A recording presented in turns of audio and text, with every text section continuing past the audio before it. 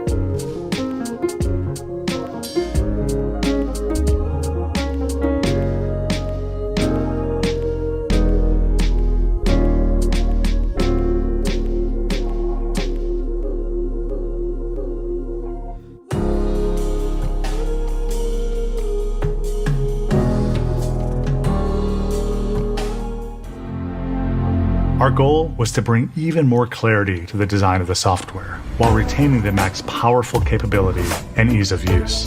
We started with the simplest of elements, from the shape of a corner radius to refinements in buttons and controls, to create hierarchy. These new materials are rich and they're vibrant. They bridge light and dark. We've reduced visual complexity to keep the focus on users' content, but remastered and more refined. We wanted consistency throughout the ecosystem, so users can move fluidly between their Apple devices. But we also love that Mac icons have a deep history and a distinct look and feel. So we retain many of the highly crafted details and the playful elements that make Mac icons unique. This OS reflects an important history. It's familiar, but it's also entirely new in every detail.